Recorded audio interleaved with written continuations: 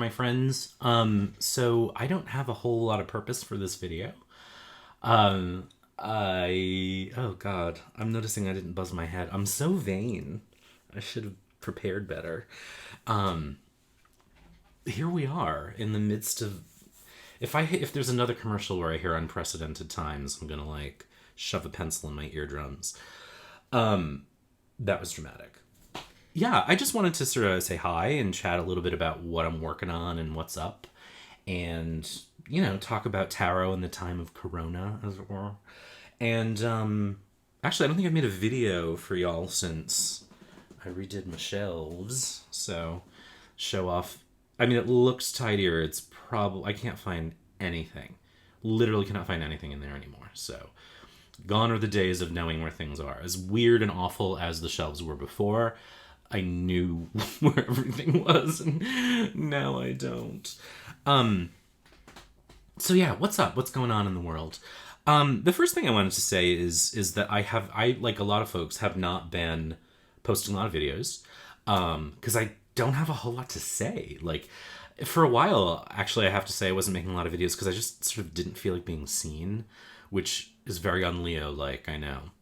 But I weirdly didn't. I just sort of felt like hiding, I guess, or I don't know. It was just felt sort of like invasive, to sort of make videos for me. Like, I don't know. So, but I'm back now. I'm sort of making notes about things, and I have suggestions from friends over the years and whatnot. But I'm just, I always have to kind of feel inspired to do a video, and I have not been feeling inspired. And I guess the first thing I wanted to say to folks too is, like, if you're in the same boat as me, like, I just sort of want to make space for that to be okay for you too. You know what I mean? It's okay to not to want to do the things that we usually want to do right now, or to, I mean, I'll tell you, like, Zoom at work has made it really hard for me to want to, like, FaceTime and Zoom personally, because it's like I spend so much of my day. I think that's another thing too, is like I spend so much of my day in front of a webcam now that, like, making videos was like, no, it's a job, and I don't want this to feel like a job, because I love it so much, and I love my channel, and I love the folks who engage with it. So, it's been a weird thing, but it's, it's, here we are, in sort of a weird time, and it's like I haven't really wanted to do fortune telling. You know what I mean? Like, that wasn't the first thing on my mind, because my anxiety, really all winter, but obviously since the pandemic, it's been high. And so, it feels like, oh, certainty would be lovely right now. And yet, I don't want to do a reading on the future, because it's sort of hard enough to stay present in the present, so to speak. So it's interesting. So this is going to be a very rambly video, and, like, you don't feel like, oh my God, I have to sit through that. Obviously no one feels that way, but yeah, it's okay to not want to do tarot right now. It's okay to not want to tell fortunes right now if you don't feel like doing that. Those things are real and valid, and then, like, I, for one, don't like to pull out the cards when I feel anxious, for myself, because I can tend to get very negative, and I can read only the nasty in the, nasty cards. But I can tend to see only, like, disaster when I get into anxious moods when I read for myself. And I haven't wanted to amp my anxiety any more than it was. The world is like OMG right now. And so, when I do read lately, I thought I might offer a suggestion for you, which is just, I'll do like a 3-card pull on, like, how can I stay grounded today? Because that's the thing that's been really tough for me, is like, what if, what if I lose my job? What if that we never go back to normal? What if I go grocery shopping and I get the coronavirus? What if I go grocery shopping and I give someone the coronavirus? What if my partner gets sick? What if, what I mean? Like, what if my family, what if, and, it's easy to float away on the what ifs. And that's, I mean, for me it is. So, I don't know that people who don't have that experience understand what it's like to kind of float away on a cloud of what ifiness. But I do. And if you do, I see you and I am with you. And it's not easy, you know, because we are by nature meant to plan, and we are by nature meant to sort of check our surroundings and say, like, are we in danger right now? And that fight or flight ignition point in a lot of us right now is very activated on some days, you know, especially if you're watching the news, or, you know, for me, it's like obsessively scrolling through Facebook for like the new bad news, you know, which I have to stop myself from doing. And, you know, but I also want to stay in touch, you know what I mean? Because it gets isolating too, to not be on social media. It's very like, it's, you know, and I think that's a thing for a lot of us too, is like, there's no right or wrong right now, in terms of like how we process and make sense of, and it's not like, we're not built necessarily to forgive ourselves for, like, is this the right thing? What's the right thing? I mean, the number of times I spend in a day saying, is this the right thing to do right now? Is this, you know, is this, should I go to the grocery store? Should I tell Beth that I'm having anxiety because she gets it? Or should I let her have her good day? You know what I mean? Like, and I think, you know, I think we do what we do, and we try to sort of proceed as we proceed. But a thing that has helped is kind of, you can tell how kind of manic I get just as I'm making this video, right? Like, should I even post it? Like, I have moments like that. Like, is sharing this going to just amp other people up, or will it make them feel seen? Like, when I talk about my anxiety publicly, my aim is always to sort of help people understand that it's not bad or weird that you have that and that you feel that way. But I also don't want to trigger it for folks either, because if you are feeling fine, then, you know, then feel fine. Like, we need that so much right now. So like, how to stay grounded today is a reading I've been doing, and I'll just draw 3 cards, and say, okay, you know, and I try as much as I can to be really practical about it. You know, to say, like, just literally something that I can actually that I can actually do, that I can sort of see or measure the progress of, you know. So let's say I drew, this is the Shadowscapes Tarot, which I pulled down off the shelf. So we have the 7 of Pentacles, the 5 of Wands, and the King of Swords. And so let me take a picture of this, because I don't have the other camera going. It's on my messy, disgusting desk. Meert. So I'll throw a picture in. So meta, you guys. Should I make sure I get the rescue remedy in? My desk is such a mess. So what do we have? We have the 7 of Pentacles, the 5 of Wands, and the King of Swords. So in the center of the reading is this 5 of Wands, which is like total, you know, disruptive. I mean, it is, and the 5 of Wands could be very much like anxiety, couldn't it? Because this eruption of energy, and it's very disruptive. And it's surrounded by the 7 of Pentacles and the King of Swords. And the 7 of Pentacles has this very grounded, so we have Earth there, and the King of Swords in this deck looks very kind of world-weary, as probably many folks feel right now. And the instinct for me when I do a reading for myself, even if I'm posting it on Instagram, is to like just get it over with. I'm not very patient with myself when I read for myself. And so I have to sort of like sit with it and kind of tease out the answers. Again, that's not always the case for me. Like when I read on Instagram a lot, I'll just like throw out the cards and be like, "Pwop," that's what it means.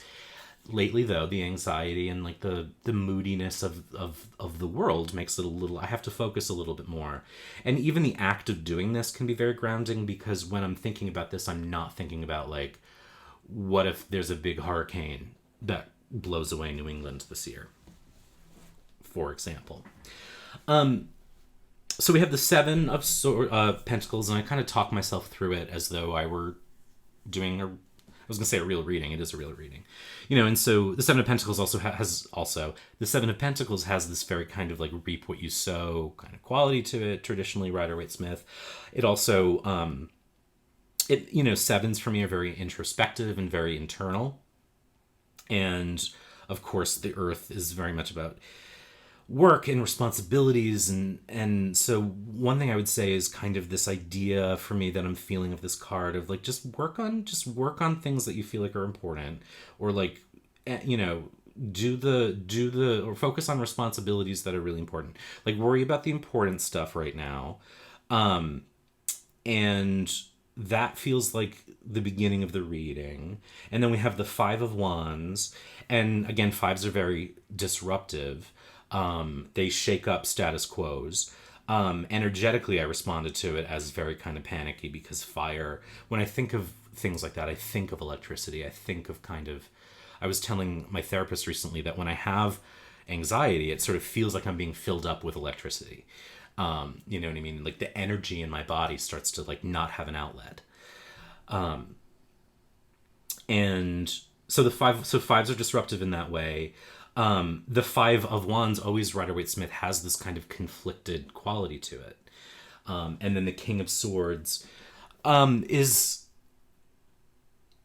is someone who I think has come through probably a lot of anxiety and frustration in their life. You know what I mean?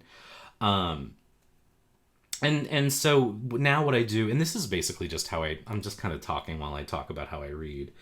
But I would say, the King of Swords here would represent us in this case, because it is generally the Kings of Swords are people, or the courts are people. And so the King of Swords is looking kind of toward, looking a little bit away from the energy from the Five of Wands. But I think this would say like a really smart, intelligent person knows that when they need to get out of their mind, they have to take their energy and direct it towards working on something important, just working on something that requires or that matters to you.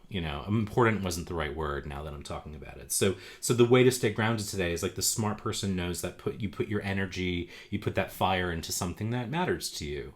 And so I kind of tease out an answer that way in terms of something that's grounding, which I have been trying to do. So this is a practical thing, what are things that are important to me? One of them is this channel. One of them is my job. And so, so I just figured I would share that as a reading I've been doing. It's like how to stay grounded today and how to and the answer tends to be very similar from day to day. It's just like, do the work today, just do the thing that matters. And so what are the thing that matters? Right now, there's a couple things on my plate.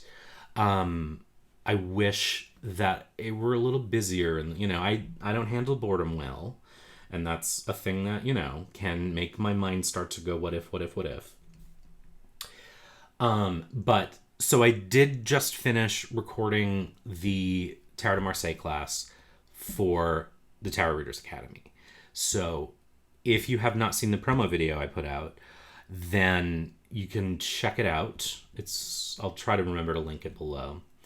But I'm really excited about the course, and it's a self-paced course, so you can be anywhere in the world, and you don't have to attend a live class. Everything is recorded much like this. It's 9 lessons, and it covers really everything. I think it's pretty intensive, I would say, for a self-paced class. So it begins with a discussion of things I've talked about here, which is like how to read intuitively.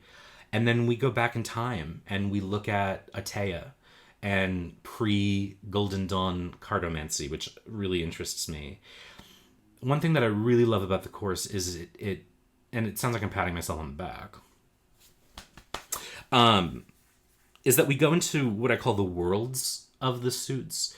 And so we today tend to associate the suits with the elements.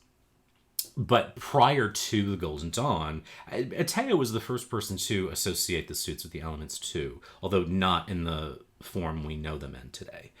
I mean, they were the same elements, but I think he had clubs as fire and clubs as earth and coins as fire, maybe.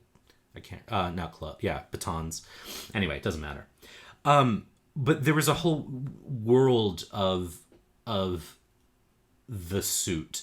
And for example, wands would have represented the working class. And so we look at the worlds and what that means today, and we look at the function of each suit. What does each suit do? And we do that throughout for everything. So we go back in time and we look at some old-fashioned techniques to give us a basis to work with the new techniques of elements. And it's really just inspired by function and bringing everything really down to earth, which I love to do. It's very different from Tarot on Earth because it's focused specifically on Tarot de Marseille. So if you read Tarot on Earth, there are going to be things in this course that I did not do there. There's some overlap, but a lot of it is really new and specific for this course.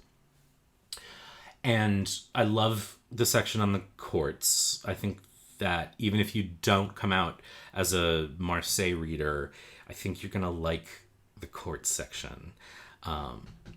And there's a lot of activities and handouts, and I'm really proud of it, and I'm really honored that I was asked to create it. And so that took a chunk of time. It was work because it's 9 lessons, and there's at least 2 videos for every lesson, and so all of that had to be written, and then I had to make the activities and then make the handouts and then record them and edit them, and it was work. It was work. So anyway, you can sign up for that. My course launches on June 15th, but you can sign up anytime throughout the summer school time span. And once you sign up, you have it for life. And there are 11 courses.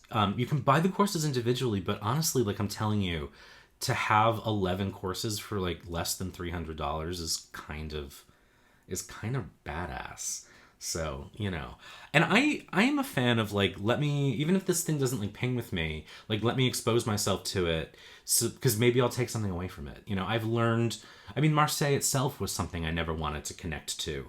And one day I did. And so I feel like, who knows what you might be inspired by if you take a course you weren't expecting to connect with. You might connect with it. And Ethany's always really thoughtful about the folks that she asks to do classes for her, and I know that these are good teachers. Some of them I've met, some of them I've seen online, some of them I just know by reputation, but there's good stuff. So I would recommend checking it out. So that took up a lot of May and April, was getting that together and sort of figuring out the structure and figuring out how it would work, writing it out, pressure testing it. And now back to work on my book, which I've been working on for a long time. And books are slow going, and it has been tough because I haven't wanted to sit down and work on it. But like the reading said, sometimes you have to work on the things that matter. And right now that's something that I can put energy into, that feels good. I don't want to sit down and write and work on it, but after I've done that, I feel good that I did. So it's a very kind of like typically me quality of like, I don't want to do that, but oh my God, I'm going to feel good when it's done kind of thing. So the book, it's just to give you like a little preview, it's kind of like a Tarot on Earth for Rider-Waite-Smith reading, but it's more than that.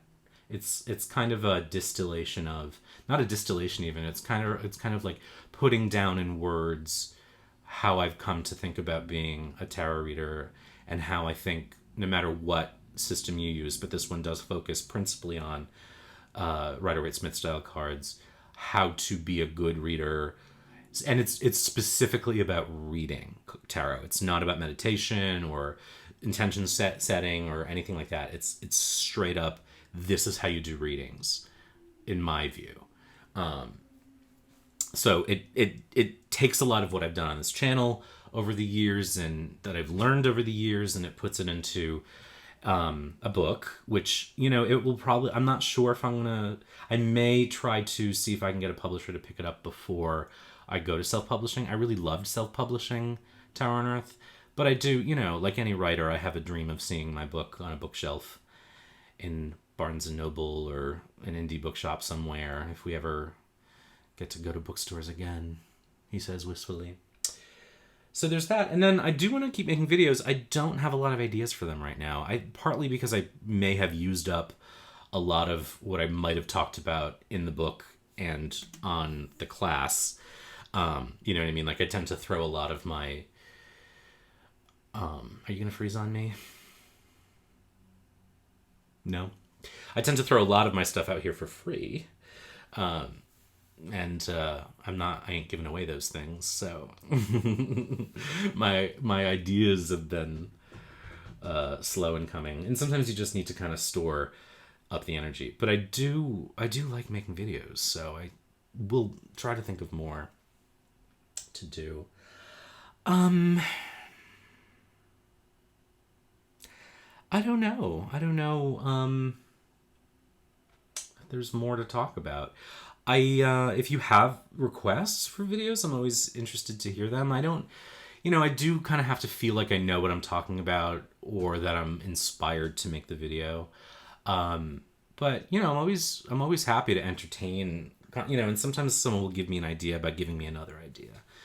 And I'm very mercurial though, so who knows? Yeah, I guess I just wanted to say hello and tell you what was going on. And it's like I did a couple deck walkthroughs, but like those are the only two new decks that I had. Like I don't have a whole lot of new decks to share. Like I don't have walkthroughs to do or anything. I have not really been shopping much for tarot. Like I think I maybe have like a couple Kickstarters that will eventually arrive.